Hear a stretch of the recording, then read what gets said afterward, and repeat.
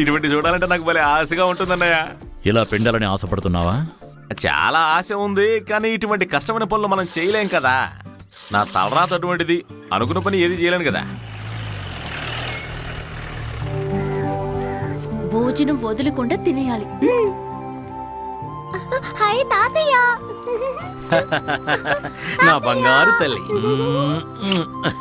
తాత నీకోసం ఏం తెచ్చాడో ఒక్కసారి చూడు తల్లి. Hi chocolate. ఏమండి ఇలా రండి, నాన్న వచ్చారు. మామయ్య, అనయ్య ఓ తెల్లచక్క ఉందా? బీరువాలో ఆ.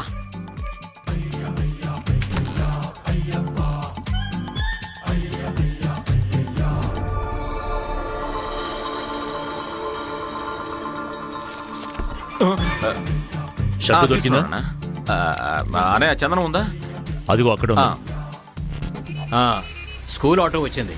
కట్టప్ప దాంట్లో ఉన్నవన్నీ లోపల పెట్టు. తాతయ్య నేను వెళ్ళొస్తా. జాగ్రత్తగా వెళ్ళమా. టాటా. ఓ చాలా మోసుకొచ్చారు. మన తోటలో పండిన అరటిగల్లే మీకు ఇష్టమని తీసుకొచ్చాను. ఆహా.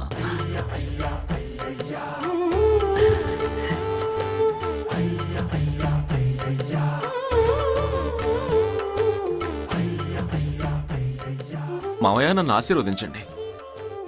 నువ్వేంట్రా ఇక్కడ? కాశీ వరకు వెళ్దాం అనుకున్నాను మామయ్య, కానీ కాశీక కాశీకి వెళ్తే మనసు ఎంతో ప్రశాంతంగా ఉంటుంది. అందుకే అమ్మ అస్థికల్ని కాశీకి తీసుకువెళ్లి గంగలో కలుపుదామని అనుకున్నాను. ఇదంతా నీకు ఎక్కడ తెలుస్తుంది? ఏంటా గొణుగుడు? అరే కటప, ఇదిగో నేను కూడా వస్తున్నాను. వస్తున్నా.